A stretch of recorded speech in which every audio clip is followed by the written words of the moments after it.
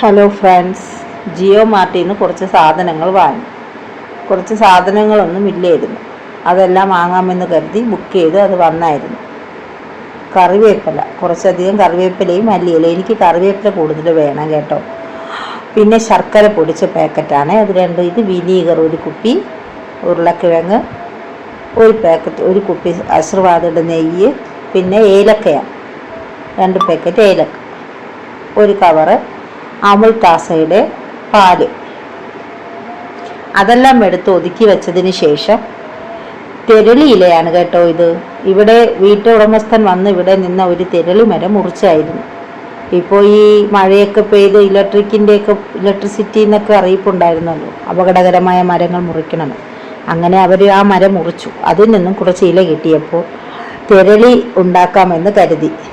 തെരളി അറിയില്ലേ കൂട്ടുകാരെ, നമ്മുടെ ആറ്റുകാൽ പൊങ്കാലയ്ക്കെല്ലാം നമ്മൾ വിശേഷമായി ഉണ്ടാക്കുന്ന ഒരു പൊങ്കാല നിവേദ്യമാണത്.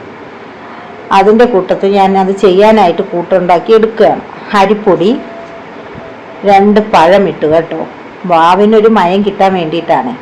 പിന്നെ ഞാൻ വാങ്ങിയില്ലേ ശർക്കരപ്പൊടി, അതും തേങ്ങ കുറച്ച് കൂടുതൽ ഇടണം കേട്ടോ, നല്ല ടേസ്റ്റ് ആയിരിക്കും.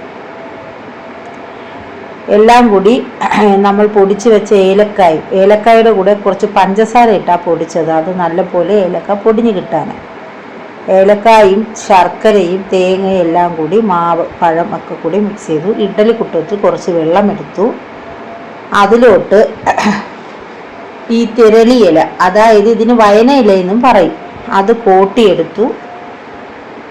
അതിങ്ങനെ സാധാ പൊങ്കാലയ്ക്ക് ഞങ്ങൾ മാല പോലെ ഉണ്ടാക്കാറുണ്ട്. ഇത് വീട്ടിലായതുകൊണ്ട് വളരെ കുറച്ച് നമ്മൾ ഉണ്ടാക്കുന്നുള്ളൂ.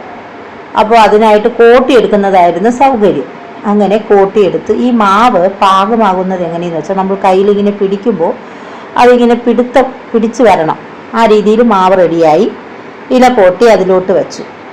അങ്ങനെ എല്ലാം കോട്ടിയെടുത്തു. അതിങ്ങനെ ആവി കയറ്റാനായി വേവിച്ചെടുക്കുന്നതിനായിട്ട് അതിലോട്ട് ആ ഇഡലി കുട്ടുവത്തി വെള്ളം എടുത്ത് തട്ട് വെച്ച് അതിലോട്ട് ഇങ്ങനെ ഓരോന്നോരോന്നായി എടുത്ത് അടുക്കി ഫുള്ളാക്കി.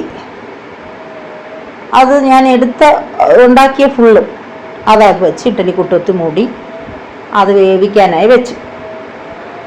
അപ്പോഴത്തേക്ക് ജോലി കുറച്ച് കഴിഞ്ഞ് വന്നപ്പോൾ വെന്തു, പാകമായി.